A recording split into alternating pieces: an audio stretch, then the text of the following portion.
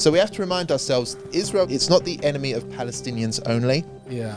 It's the enemy of all Arabs, all Muslims. Humanity. Of humanity. Israel is the biggest obstacle to world peace. Adnan Hussain, who's recently angered a lot of the prospective members of the new party by saying that trans women are not biologically women. There is no room for socially conservative views in a socialist left-wing party, period. But I mean, it's crazy. If she's saying socially conservative views are not welcome in this party, what she's actually saying is that believing and practicing Muslims can't join the party and can't vote for the party. Yeah. That is crazy.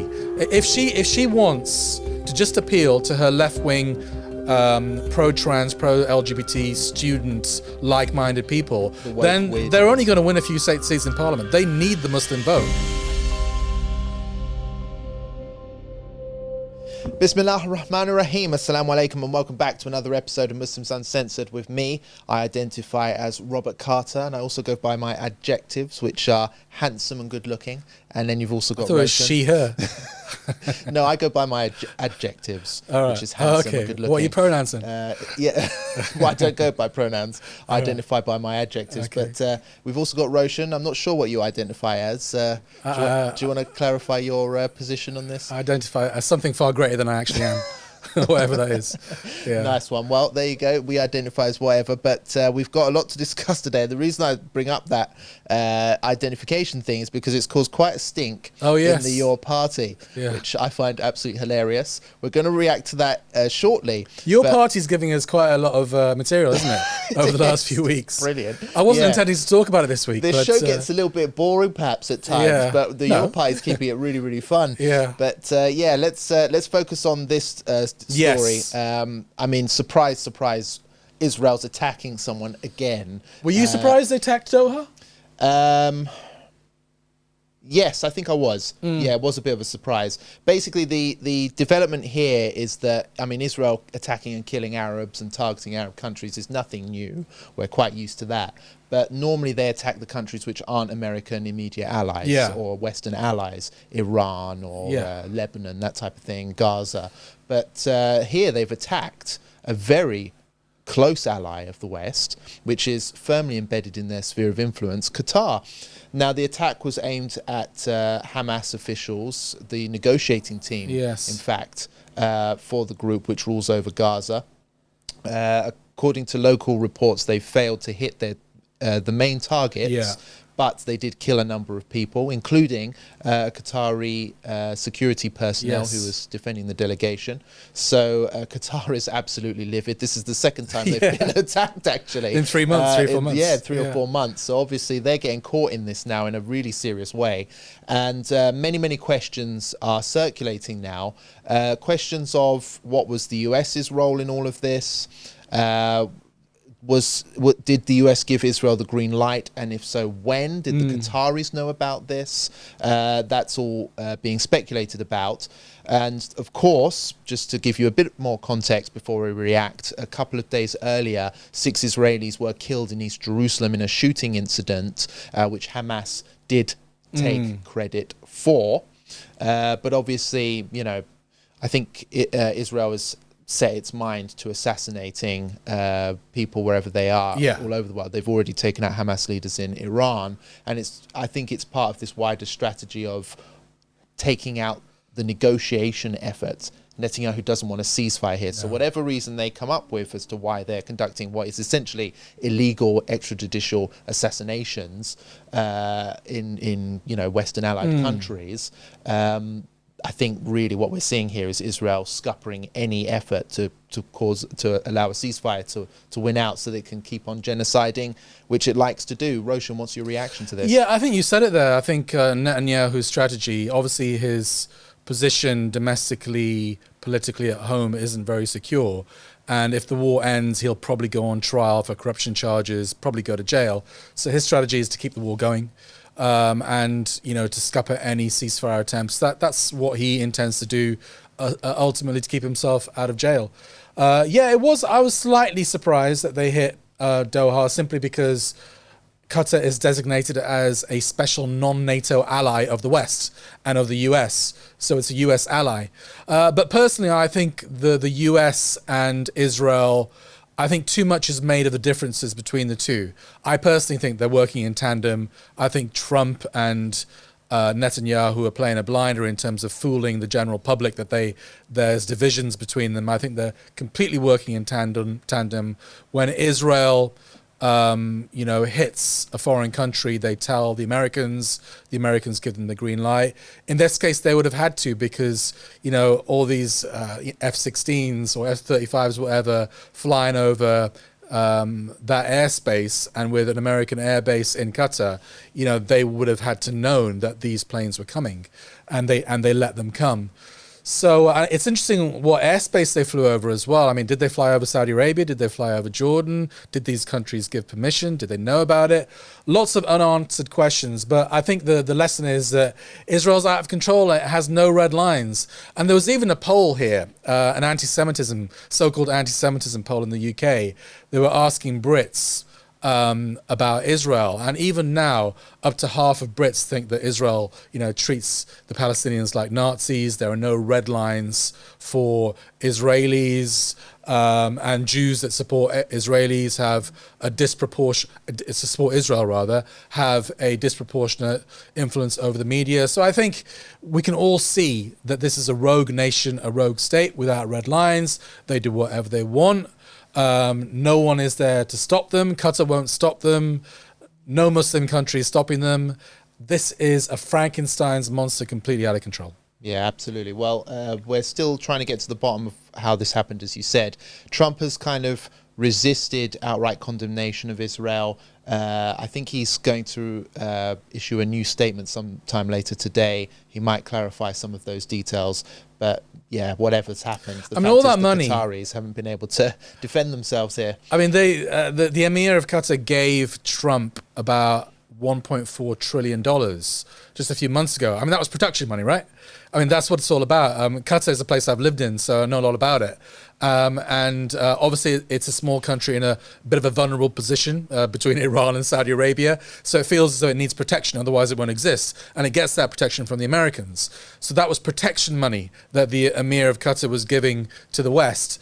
He should ask for a refund. He should ask for a refund because a few months later, they get hit by the Israelis. And the Americans do nothing to stop them. Do you think that there are some speculating online that maybe the Qataris were involved in this, that they were part of the deal, and that ultimately they've set up or betrayed the Hamas negotiators? I mean, I don't know. That's speculation. I mean, anyone can say anything, right? But without proof, it's worth nothing, right?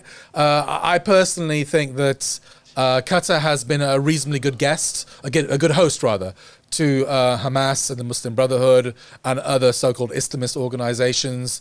It hasn't betrayed them over many, many years.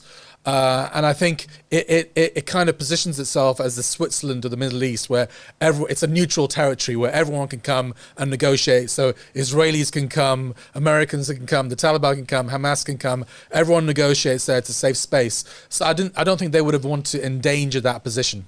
Yeah, I mean, I know someone has said that the air defense didn't go off.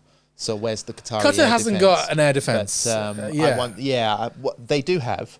But I think it's American. It's American, yeah. That's what I'm saying. Isn't it? Yeah, so that's what I'm saying. It's an American air defense, not a Qatari air defense. Yeah, so I don't think that's enough evidence. I mean, they talk about interestingly as well. Obviously, I don't know how it played out or whatever, but obviously the Israelis succeeded in hitting the Hamas leadership in Tehran. Yeah, but they didn't succeed in hitting the Hamas leadership properly in Qatar. So if you're going to go down the conspiracy rabbit hole, I mean, usually when Israel strikes, they have good intelligence, unfortunately. So they usually get their target. They did with Hassan Nasrallah, they did with Ismail Haniyeh, and many others. So I can understand that point of view. I mean, what I've heard is that Turkey might have got wind of this, informed the Qataris 10 minutes before. They got the VIPs out, possibly. And the bodyguards remained, and the administrators remained because the VIPs got out first. That's an interesting little. So it's possible, but there's a backwards and forwards between who betrayed who online. I know some people are saying that you can't trust an Iranian. There's your evidence. Then people are going, you can't trust the Qataris, because of their. You know why I checked my phone just then? Because as you were talking, because you mentioned conspiracy theory, and what day is tomorrow? I don't know. What is it? September the 11th. Oh yeah. Why didn't we put that in the show? Yeah, but anyway, maybe we'll gloss over that. But yeah, last year we did a whole show on it. This at the end of the show. Yeah, let's. You can't remind us, brothers and sisters, because obviously you're not in the studio. There's the Israel link there, so we're kind of. Let's talk about 9/11 at the end of the show. That's a good idea. All right, yeah, okay. we'll revisit Israel and their role in 9/11. Shahid, if we forget, remind us, okay? All right. Good. Oh, I'm rubbing my hands now. Let's revisit this. So yeah, obviously this is an escalation. Yeah. I think final point from me. I must admit, I was praying that some sort of ceasefire is going to come about, simply because of the innocent life that's being lost. Yeah. And it looks like Netanyahu's like, no, I enjoy killing kids. Yes. I've got total free reign to do that right now. The West is doing absolutely nothing. I'm going to go as far as I possibly can. They're willing to attack any Arab country they want, and they're getting away with it. There's going to be no repercussions for this. So I think Netanyahu and his regime are like, yeah, let's do this. Let's kill, conquer, and massacre as many people. They want greater Israel. They want greater Israel. And do you know what? He probably wants greater Israel. You know the map which gives you the biggest possible greater Israel? Yeah, Syria, Saudi Arabia, and chunks of everything. Netanyahu wants the whole world. I think it's greater Israel universe or something, man. This guy's going for it. Or just, he wants all the Arabs. So we have to remind ourselves, Israel is not the enemy of the Arabs. It's not the enemy of Palestinians only. Yeah. It's the enemy of all Arabs, all Muslims. Humanity. Israel is the biggest obstacle to world peace. And as long as Israel, this apartheid nasty thing, exists, there will forever be a threat constantly of further wars, civil wars, and tension in the Middle East. Terrorism globally. There will always be a terror threat because of Israel, no doubt about that. And quite frankly, the threat of World War III. I think Israel is constantly posing the possibility of creating a World War III scenario. I agree with you, Robert. I don't see an end to this, to be honest, because as long as Netanyahu exists as Prime Minister, and to be honest, many others in Israel as well, it's not just him, it's just then Israel, there'll be no end to these wars. And no one's stopping them. Trump isn't going to stop him. The Keir Starmer, spineless Keir Starmer, who doesn't even think it's a genocide, isn't going to stop him. The Arab world isn't going to stop him. The Muslim world isn't going to declare jihad, which is what they should do. So I just don't see an end to this at all. Yeah, so and that's why I think a lot of our activism.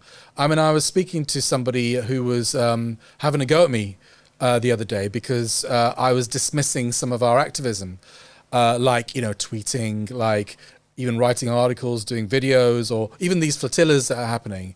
I was like, what's the point? Israel's just going to keep on doing it's just nothing, what we're doing. And I was getting berated for that by this person. But I think the reality is that it is small fry compared to what's happening. The massacre of our brothers and sisters, and I see no end to it whatsoever. Yeah, I mean, we have to remember as well that it's in Allah's hands at the end of the day, Allah subhanahu wa ta'ala. We just have to remember that prayer and patience is also really important. I think the world... This life's not meant to be easy. I think the only solution is for everyone to declare war on Israel. And including every Arab country, every Muslim country, every non-Muslim country with a conscience, to literally, in a coordinated attempt to declare war on Israel and back it up with rockets, back it up with action, because that's what Israel is doing. So why can't, because if one country does it, that's easy for Israel. They can just pick them off because they're more powerful, but if 20 countries do this, and back it up with a credible threat of military action, then I think that, and also economic action as well, that will give Israel pause for thought. That'd probably be the most moral war that mankind has fought since the war against Germany, Nazi Germany, I think. I can't think of a war that's been really moral. That would be a proper holy war. It would, in the Muslim sense and the Christian sense as well. Yeah, absolutely. I would, I'd help that effort. I would wrap up food for the soldiers and whatnot. Supply food for the soldiers. I contribute towards That's the answer. It's declaring war on Israel and backing up with a credible military threat. Not bluster, not words, and at the same time, a vicious economic boycott. As I've said already, Saudi Arabia, UAE and others, they could end this tomorrow by imposing an oil embargo, imposing, an economic embargo, etc. So the answers are there. Yeah, a United Nations-led effort to take Israel down. The United Nations is never going to do that, but I think individual countries with conscience can. That's the dream, isn't it? Yeah, absolutely. Yeah. Well, There we go. That's the latest reaction. Coming back to the UK, there's another war sort of going on here. Oh, in your party. Yeah, so we've got the Your Party, this new left-wing thing, which is still yet to sort of officially get underway, really. But there's a lot of talk surrounding it. Now, Zarah Sultana has gone on a podcast, a left-wing podcast, and has declared that there is no room for socially conservative people in this new socialist movement. I'll play out her clip now so you can get a taste of what she said exactly. There is no room for socially conservative views in a socialist left-wing party, period. Adnan Hussain, who's recently angered a lot of the prospective members of the new party by saying that trans women are not biologically women, and safe third spaces should be an option for trans people. How do you manage that as you set this new party up and place core values in situ that are going to guide the way that policy is being drawn up? We have to defend the rights, dignity and life of everyone, and that means centering the most marginalised. And if people don't have pro-trans, pro-migrant, anti-racist values, there are plenty of other political spaces that you can enter, but not this one, because we have to have our values, we need to let people know what we stand for, and then we need to be going out to the country and saying this is the vision of society that we want, that we believe we can achieve, and we want you all to be part of it. So that has gone out there now. Can I just say something? Quite a stink. Yes, I think absolutely. she's a few raisins short of a sultana. You prepared that just for the show. A few raisins short of a sultana. Well, definitely a stupid, idiotic comment, and we'll go into more detail about that. But just the context behind this, Adnan Hussain, obviously the independent MP for Blackburn, who's also getting involved in the Your Party movement. He's a practicing Muslim. He came out recently. I've brought up Pink News for you, Roshan. Well, he was in Pink News? He was on Pink News. What, but did you give an interview to Pink News? No. They covered the story because he... So let's clarify that. Adnan, I'm bringing up Pink News, not because he was on there in an interview, but because they covered a story about his comments, which were anti-trans. So he expressed an opinion. You know, I know that's not allowed in the UK anymore, practically, but he expressed an opinion, and he said that he basically agrees that women's rights need to be protected, and that their safe spaces should also be protected, and men in dresses and I don't know whatever else, people who identify as basketballs or whatever, shouldn't just be allowed to wander into a woman-only changing room or whatever. Why is that a controversial view? Well, if you ask the woke Sultana, that's offensive and bigoted, I suppose. So what, Sultana wants men with... He's transphobic, basically. So this opinion of his, which is totally normal as far as Muslims go, they don't want men going in women's spaces and whatnot, don't recognise trans as women. Zarah Sultana has responded to that saying, well, we don't accept conservative-minded people in our party, and if you're a transphobe, go and join another party. A trans? Aimed at Adnan Hussain. Yeah, sorry for my ignorance here. I'm going to pick your brain about what a trans is. Okay. So to be qualified as trans, I mean, could he just be like a bloke in a dress? Or would you have to have a sex change and whatever? Or how do you qualify as trans? You just identify. You just identify as trans. So you don't have to chop off your willy or anything like that? Many of them do. All right. And that's what the ideology is all about. They want to go up to kids and say, "Oh, you know, you can do it if you want. You know, like, ooh, if you wanna change your gender, we've got procedures for that." So you could be a bloke. So that's the problem with the ideology. You could be a bloke. You could join. You could join Roshan if you're interested. No, but what I'm saying is just to clarify, you could be a bloke with a willy, but dress in a dress. In a frock, basically, with a woman's wig on, and you could go into a bloke's toilet. Or a woman's toilet. Yeah, if you identify That's what as a Zarah woman. Sultana wants. Yes. She's a nutcase. Yeah, she's a lunatic. She's a lunatic. She's a total lunatic. And, yeah, what can I say? She self-identifies as a Muslim as well. So she's trans-Muslim, whatever it is. I don't know. What a mess. What a mess. But why are Muslims even thinking of joining a party with her as co-leader? Seriously, I do not get it.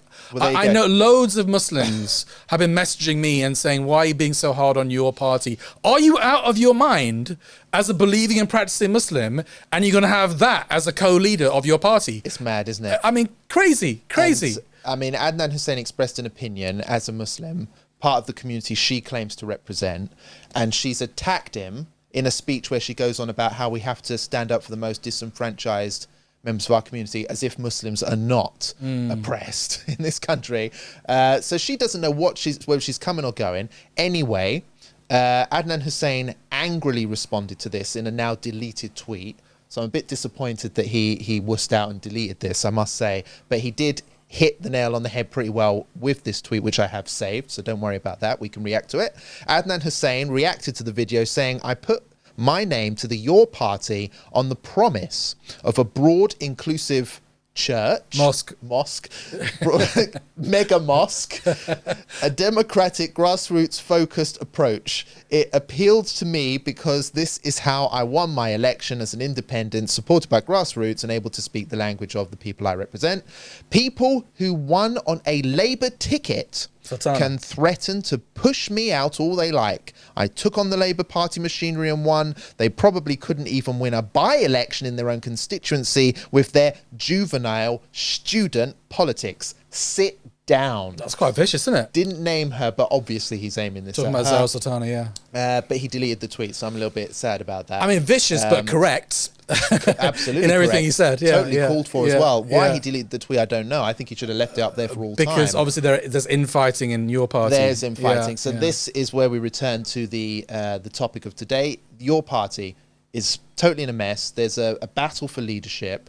They're putting on a brave face, like they sit next to each other in PMQs and they're acting like they're all friends. But this comes off of the bat of another controversy where Zarah Sultana, actually being on the right side this time, said that she's passionate anti-Zionist. Yeah.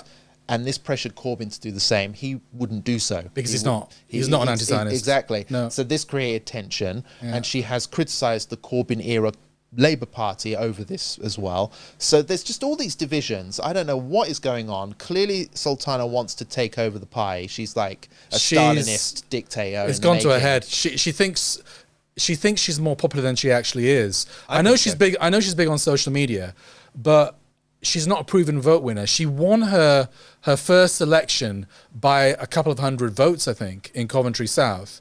And she only got an increased majority because there was a Labour tidal wave. Nothing to do with her. So she's not a proven vote winner at all, whereas Jeremy Corbyn is. You know, but I mean, it's crazy. If she's saying socially conservative views are not welcome in this party, what she's actually saying is that believing and practicing Muslims can't join the party and can't vote for the party. Yeah. That is crazy. If she wants to just appeal to her left-wing pro-trans, pro-LGBT students, like-minded people, then they're only going to win a few seats in Parliament. They need the Muslim vote. And she is basically driving away Muslims from this party. I'd be surprised if they let Sultana get her view into vision at your party, that they'd get any seats. They should sack her. They should get rid of her. She's literally attacking her own community, which is millions of Muslims in this country, potential voters there, for a tiny minority of woke weirdos. And frankly they're going to vote for Corbyn anyway. Yeah, exactly. And the fact of the matter is that a lot of the problems that exist now in this country, like the rise of the far right and all of the Islamophobia, hate and bigotry that we're getting, is because of the woke movement. Yeah. How many times do you hear right-wingers coming out and saying, we've got to stop the woke, it's more woke nonsense, woke this, woke that, Muslims are woke? That woke identity politics, rubbish that she's coming out with, self-gratifying rubbish, is really poisonous. And unfortunately, Muslims have become associated with it to our detriment. Even though we're not woke, we're socially conservative, just like many right-wingers are. And it's because of people like Zarah think there's Sultana. a reaction. So she's doing a lot of damage for Muslims. In many ways, more than one. One aspect where I do agree with the far right is that traditional values have been eroded in this country to the detriment of this country, like religion, like family values. And whose fault is that? It's the woke. It's people like Zarah Sultana, or the views that she holds over a series of 40 years or so have systematically eroded the bedrock of society, which is family and religion. So that's where I do agree with the far right. I mean, I don't agree with how they blame Muslims for it. It's the woke they should be blaming. It's the atheists they should be blaming. The liberals they should be blaming. They conflate Muslims with the woke movement because obviously we're pro-Palestine. A lot of these pink-haired weirdos are pro-Palestine as well. Yeah, they call Muslims woke. They would say that we're woke. They'd say we're woke. And I mean, But you know what? If I was advising your party, and obviously they're not going to take my advice at all. we give them advice for free, even though they don't. Here's ask your for advice it. for free, even though you don't want it. I would tell Corbyn and his sycophants basically to sack Zarah Sultana, or at least demote her. I don't think they need her in terms of electoral politics. I don't think they need her, but they certainly can't have her at the forefront because she's not leadership material. She's still a kid. She's a fundamentalist as well. She is a pro-trans, pro-LGBT fundamentalist. She will not budge on her views, and that's why she's her go-to is to social media to make everything like a fait accompli, because obviously she was frustrated by Corbyn delaying. So she went to social media and says, I have created a party in conjunction with Jeremy Corbyn. It's going to be called Your Party. And then he was like, what? But she made it a reality by going on social media. Yeah. And now she's trying to dictate the future policy of Your Party before it has been decided by going on social media and making a fanfare about it. They should put her in her place. Absolutely, yeah. And I mean, she was talking very large about, if Adnan Hussain and others don't like our worldview, my worldview, they can go to another party. There's plenty of options. Well, yeah, as well, Zara, you can piss off to the Green Party if you like with your narrow-minded views. I mean, that was clearly an attack on the Muslim community, socially conservative views. How can you possibly, as a self-described Muslim, say that people with socially conservative views are not welcome in whatever initiative you're doing? This is a great article which I advise people to go on and read. It's an opinion piece by Maria Akbar, who, with the headline, "Female Muslim MPs are falling way short of Islamic standards." So, it's not just Zarah Sultana here. There are many guilty players in this situation, and it all comes down to the point of, if you want to weasel your way up the political ladder here, as Zarah Sultana clearly does, and achieve more political success in a non-Muslim country, you have to compromise. And I think no, actually I think that's wrong. I think that's Shabana Mahmood. I think she's the one that's chasing dunya and chasing high office and compromising on her so-called principles because of that. I believe Zarah Sultana is actually following her principles. She's a genuine left-wing ideologue, and she's actually just following through on her principles. That's quite kind, especially given the fact that, when the Muslim community mobilized for Gaza, one of her linchpin issues, which she's so passionate about, she refused to go against the Labour Party. She helped get Keir Starmer that's true. elected. I think it's very kind to say that she's a principled career politician. I think that's actually, she's quite self-serving. I accept your point there, because she only jumped from Labour now when she was on the verge of being expelled anyway. Yeah. And then she's trying to come out and say, it's a party of genocide. David Lammy and Starmer, they should be on the dock for war crimes. It's like, what, you mean the people you going to number 10, your colleagues? Is that what you're talking about? Who do you think you are, man? Especially to lecture Adnan Hussain for right or wrong. For you to seriously lecture Adnan Hussain because he had an opinion that you don't like as a religious practicing Muslim, who do you think you are? Who do you think you are? You don't bloody represent us. She'd probably lecture us. Bloody self-serving, virtue-signalling woke weirdo. I think that the conclusion is just that get lost. Go this to the Your Greens. Party is a complete mess. What, Muslims, please, just stay away from it. Bloody circus act, if you ask me. It's a mess. It's a circus act. Just stay away from it. See how it goes. Maybe they'll get their act together, and maybe if we're really desperate around election time, in certain constituencies, maybe even vote for them. But we don't need to get excited about a party. It's not worth getting excited about. Don't join it. Let them do their thing. Yeah. Stop embarrassingly kind of trumpeting this party like the savior of the Muslims. It isn't. Let them get on with their thing, and let's just see what happens. Yeah, and before anyone, I know we'll probably get some hateful comments, Corbynistas getting riled up, or the Sultana Easters, whatever you want to call them. But honestly, I was ready to give this party a chance. Are you changing your mind, I think so. I mean, what a joke. This is such a joke. And they've only got themselves to blame. I was totally willing to give them a chance. I haven't said a word about Zarah Sultana since the get-go, despite many issues that I've had and irritations with her. But now it's just getting so ridiculous. What a joke. Total circus act. I don't want to have any association with it whatsoever. So there we go. Alhamdulillah. Well, there you go. Roshan was proven right there. For once We have Reform UK to discuss. Obviously, yes. we've mentioned the far right. We did our bit reporting on the party conference, a 2-day event where they were really showcasing everything that's good about reform to their supporters, really riling them up amid high polling, a lot of momentum behind the party. They're already being treated as if they're the party of government. I mean, the way the media's covering his speeches, Nigel Farage, it's like he's a prime minister already. But one thing I've noticed, and we've noticed here as well, is that they're not just typical Islamophobes like the Tories who just kind of come up with Islamophobic policy whenever it feels like it. They seem to have some kind of anti-Islam agenda which they want to pursue, and they're saying a lot of things which even typical traditional Islamophobes in politics don't tend to go near. Nigel Farage, the latest example was he launched a random attack on the Muslim Brotherhood and said that he was going to outlaw them should he come into power in Britain. And we will stop dangerous organisations with links to terrorism operating in our country. Quite why we've been so gutless about this, both Conservative and Labour, I don't know. All across the Middle East, countries have banned and prescribed the Muslim Brotherhood as a dangerous organisation. We will do the very same. And obviously, as you know, there's a lot of anti-Muslim hatred and violent attacks taking place across the country. Racist Islamophobic protests are also taking place across the country, outside mosques, outside hotels. And also other MPs have attacked Islamic principles, like calling for the burqa to be banned. They're calling for Sharia to be outlawed. They don't even know what Sharia is. They want it outlawed anyway.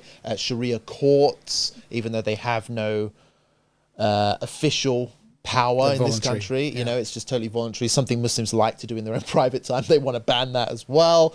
This is a pie with a sinister anti-Islam agenda. That's what we're dealing with here, and I think our coverage is just trying to remind Muslims of that. This is a very real threat, Roshan. Yeah, so the Reform Conference, I did actually follow quite a lot, especially Farage's speeches. I was struck by the way the mainstream media are treating them really seriously now, with a reverence. Not like if they told the truth, this is a bunch of, it's a ragtag bunch of tin pot dictators and Islamophobes, and some of them are racist as well, I'm sure, in the party. But they're being treated very seriously now because obviously they've been topping the polls for a year and they are considered to be the favourites to win the next election. But I still think the mainstream media, I don't have any faith in it. It still has a duty to report who these people are, and they're not reputable people at all. I mean, they had Lucy Connolly at the conference. She's someone who asked for, wanting migrant hotels to be burnt down as they were being burnt down. She said that, like she's some kind of free speech hero. A serious party wouldn't platform them, and they were platforming all the GB News presenters and some Talk TV presenters as well, who they pretend to be neutral here, but they're literally given a platform on the Reform Conference with their pro-Israel, anti-immigrant, and frankly, quite frankly, anti-Muslim rhetoric. But I mean, Muslim Brotherhood. I mean, he had to give something to the audience, right? That was anti-Islam. So he decided upon this. Let's ban the Muslim Brotherhood.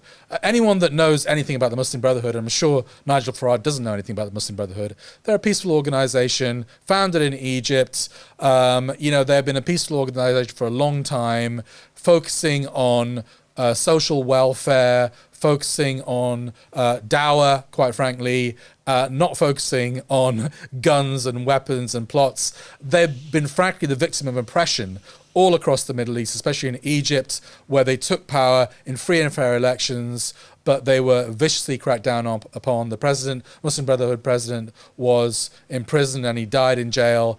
So this is a very reputable organization. I know personally people who belong to the Muslim Brotherhood. They follow a so-called moderate form of Islam.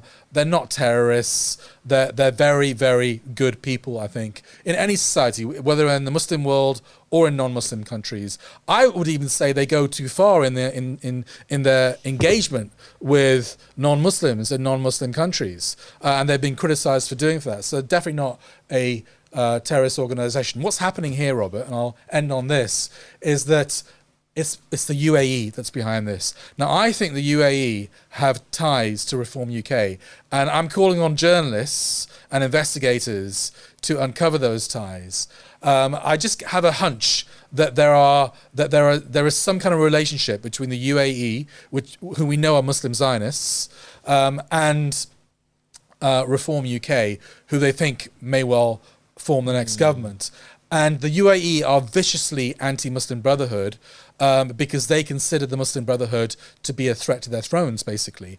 You know, if there were free and fair elections across the Arab world, which are basically dictatorships, then the Muslim Brotherhood would get into power in many of these countries. And that is why the UAE and others want the West to crack down on the Muslim Brotherhood. Not because they're terrorists, not because they're violent, it's because they pose a threat to the interests of these dictatorships all across the Arab world. That's a very good point, because I know GB News has platformed several UAE propagandists who are attacking British Muslims, saying that we're all a bunch of terrorists and extremists, and you've brought all the... Richard Tice goes to the UAE a lot. Yeah, Deputy leader. he does. So yeah, there's something there perhaps. I think that's a good point. I think also, just to mention this, I think GB News, believe it or not, is co-owned by a company that's based in Dubai. And I think more investigations need to be done into this, because I'm pretty sure they would throw up something. Interesting. Yeah, I'm just going to bring up some more videos here.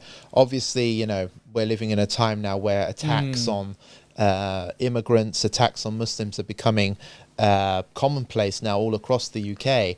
And we've got some more clips here to react to. This is a mob attacking an immigrant delivery driver in East Belfast on Monday. Very disturbing footage there. We've also got a clip here of a Muslim couple who are being filmed and harassed by an Islamophobe, but luckily they were defended by a passerby, a young man. You're gonna smash my head in. Sorry? Excuse me? What? What? You think you're big enough? So yeah, there we go. We're still seeing a lot of attacks taking place, or a lot of threatening and harassment behavior taking place, targeting Muslims specifically, but also the immigrant community at large, all across the UK. So just a reminder, brothers and sisters, to just take care. Yeah, I'd keep your families close, especially women and children. These people are not honourable, you know, opponents. They're not looking to fight man to man on a field of honourable combat. They're weirdos. They're freaks. They're people who might pull out a knife or like attack a child. Do you know what I mean? We've also already seen a couple of attempts to terrorist attack mosques in the UK this year alone. And then other lesser attacks like releasing rats. There was that was actually in France. There were pig heads thrown around. So the atmosphere, the Islamophobic atmosphere, the toxicity in Europe is on the rise, and the UK has for a long time been believed to have been a better, safer, sort of more tolerant place for Muslims than, say, France and Germany and Poland and other countries like that. But actually, I think we're starting to see the UK spiraling towards being one of the more radicalized countries against Muslims.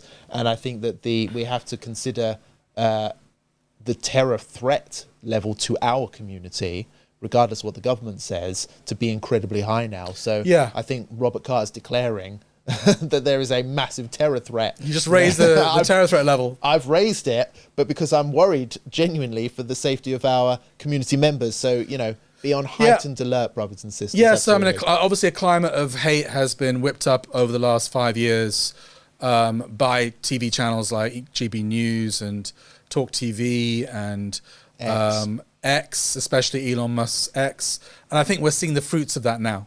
And it's becoming acceptable for weirdos to go around with cameras following Muslims in the streets. That guy's called Charlie Veach, by the way, just to kind of expose who he is, who's a renowned kind of weirdo activist, and he just seems to go around antagonizing Muslims. Harasses people, his name's Charlie Veach, for anybody who wants to know. But yeah, I think take precautions. I think Muslim women in particular should avoid going out late at night and, stay in public places and go rounds with your family. And Muslim men should, step up. And I think we all need to take self-defense classes. I've said it many times. Mosques should take extra security measures. We should not just rely on the police to help us. I think we need to help ourselves because there are a lot of people that want to hurt us in this society, and we shouldn't be blind to that. Yeah. Well, you talk about the police. The police are actually doing more to arrest people at the moment. Yeah. Ordinary, peaceful people. So while people run around attacking mosques and trying to murder Muslims or whatever, the police are busy arresting pensioners and peace activists and anti-war types in central London.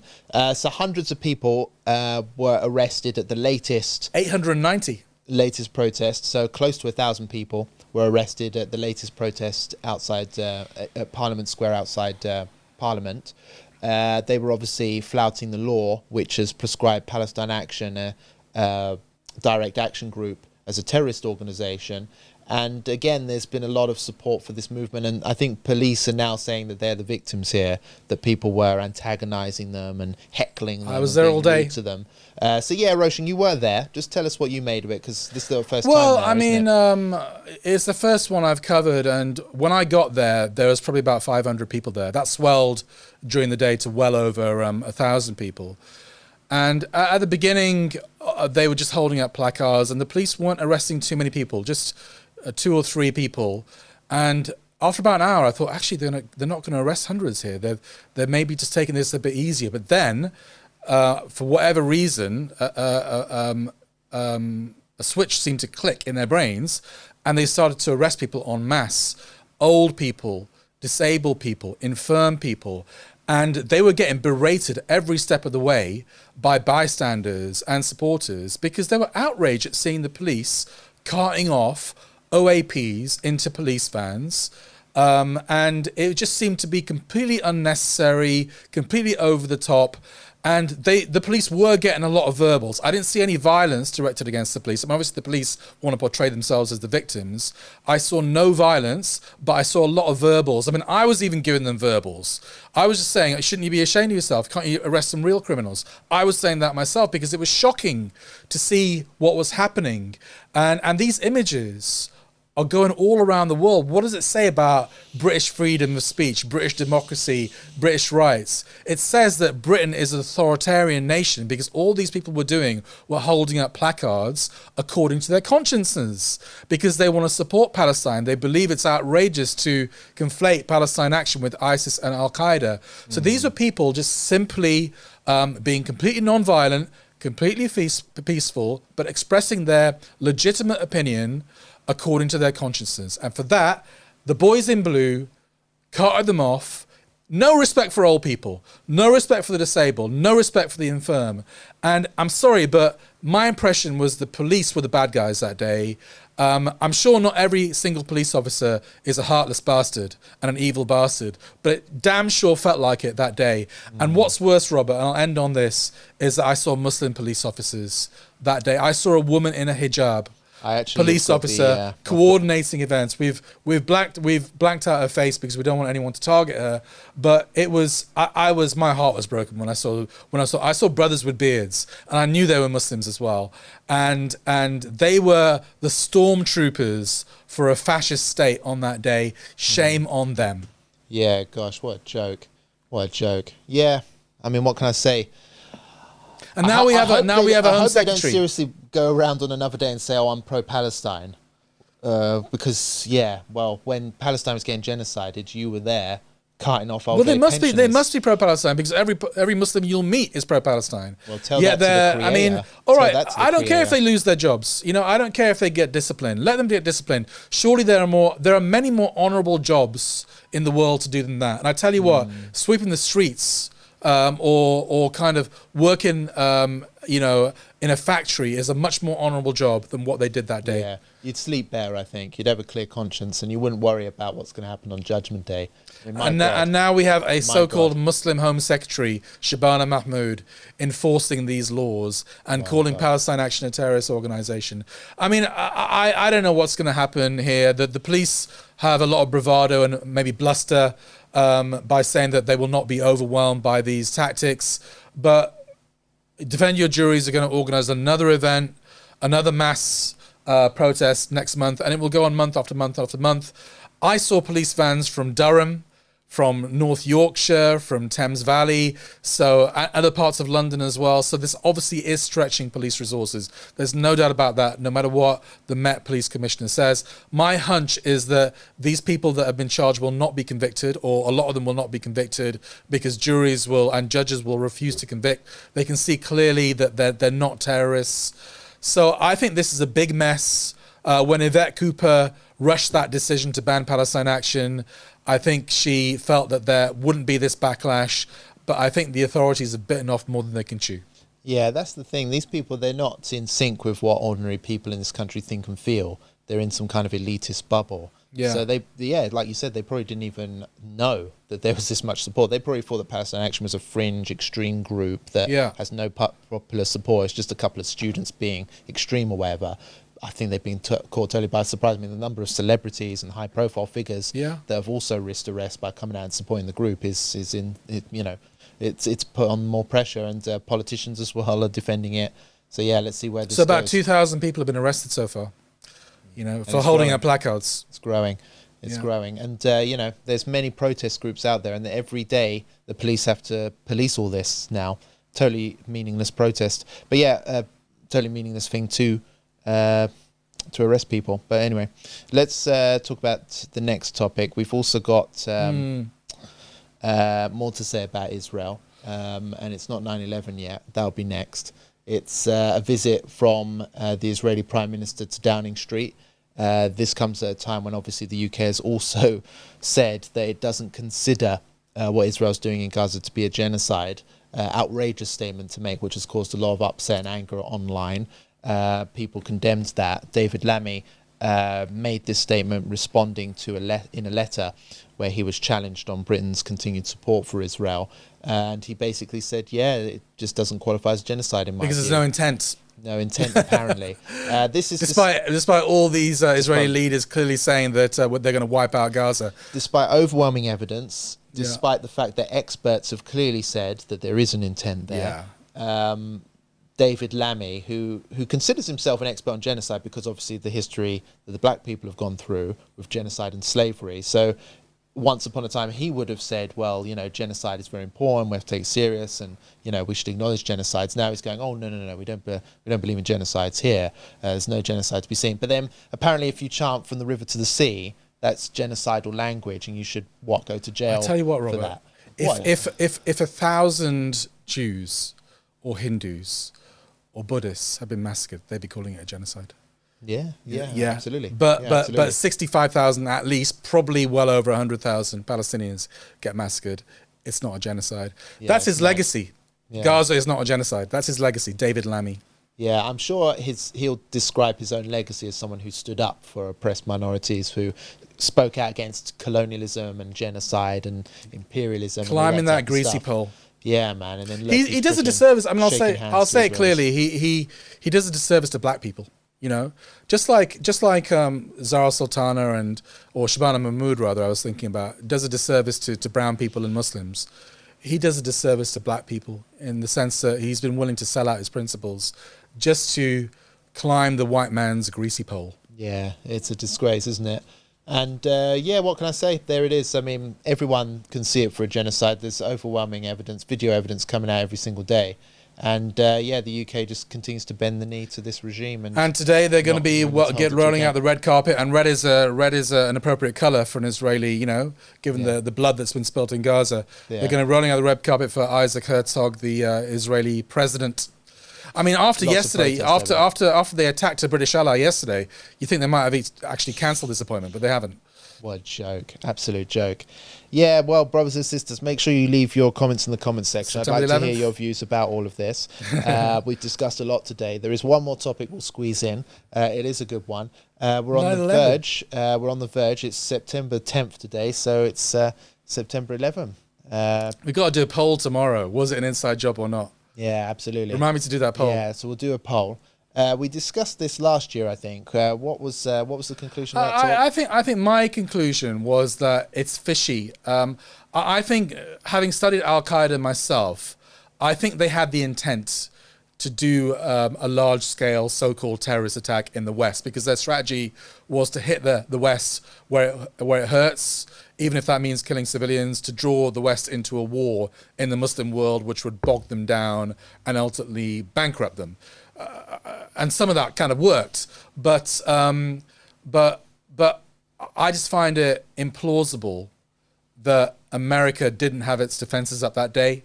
So I do feel that it was at least a half an inside job. I'm not saying George Bush knew what was going on, but I just think that there are elements of the deep state in America that knew what was going to happen, because those Al Qaeda operatives were in America for a year learning how to fly planes.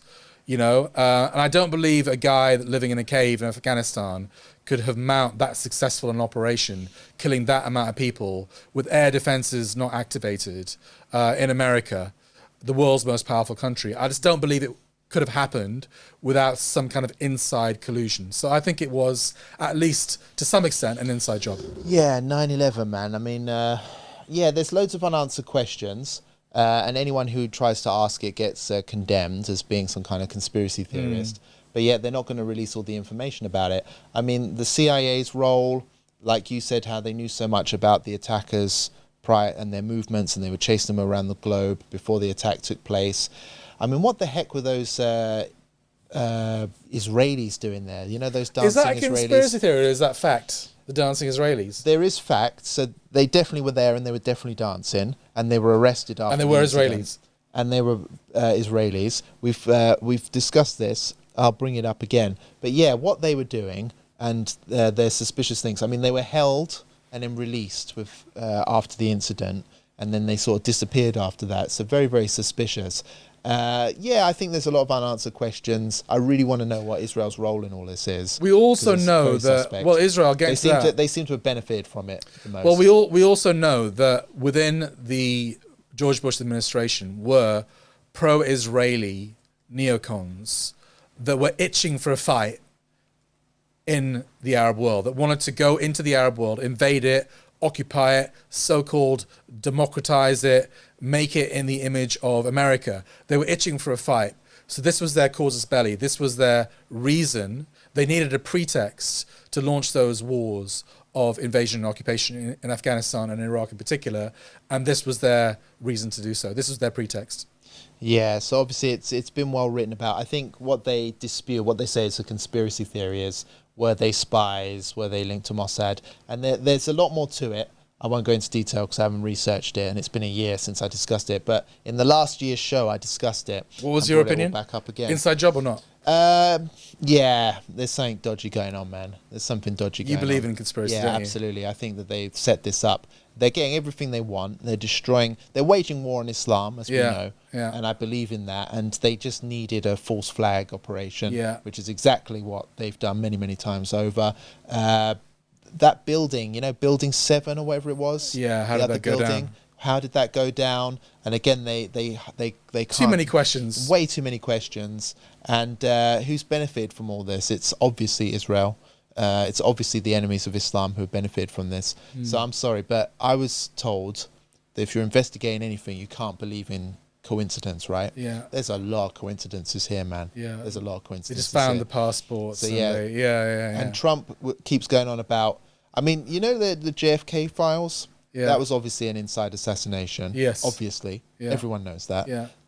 All these years have passed. The head of the CIA is dead. Yeah. Anyone involved in that is all dead now. Why wouldn't they reveal all the details about that? Do you know what I mean? Trump, he had 2 assassination attempts on his life before winning. And again, one of them, no one knows anything about him. He just appeared out of nowhere. Has no history, no backstory, no nothing. Nearly killed him.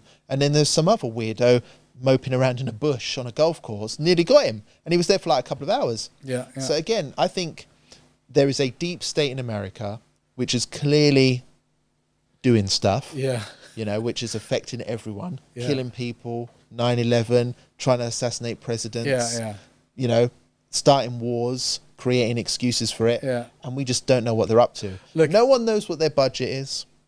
Tucker Carlson's talked about this. You watch all the podcasts, don't you? The conspiracy theory Yeah, stuff. man. Alex Jones, a That's all you well-respected figure. He doesn't come up with any crazy theories, has talked about this. Joe Rogan. There's something going on here. There's something going on. You know, I think All if you did a poll of Muslims anywhere in the world, most of them would say it's an inside job. Most of them would say it was Israel, Yeah, yeah, I think. yeah. But we just need the proof.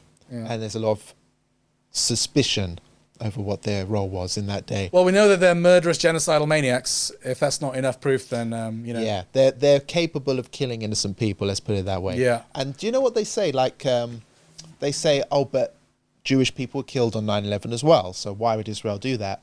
Israel killed its hostages. Collateral in Gaza. damage. Hannibal directive. Yeah. So don't give me that. Don't give me that. Like, oh, Israel cares about Jewish people. Israel doesn't care about human life. Okay, and it's not about Judaism. Judaism is a religion which we respect. Zionism is completely different. We differentiate that. But the fact is, don't give me that excuse that Israel wouldn't kill Jewish people. Israel will kill anyone, any amount of kids, any Jewish kids. It'll kill Arab kids happily. They're killing their own hostages in Gaza. They'll starve their own hostages in Gaza if they have to. They just have an agenda to destroy mankind. You know, this is Satan's work on earth. And I think that they had a role to play in 9/11. You know? Okay. What do you think, brothers and sisters? Inside job? Did Al Qaeda do it? Are we conspiracy theorists? Is Robert a nutter? There's something going on, Roshan. There's something going on. But anyway, that's end of the show, I think. Well, there you go. We covered a lot of ground as always. I think we've upset the right people, which is our mission here on the show, is to wind people up. But we've also covered some good stories as well and given some good reactions. So please like, share and subscribe. It helps the channel immensely. And until next time, it's Assalamu alaikum. Ma salama for now. Assalamu alaikum.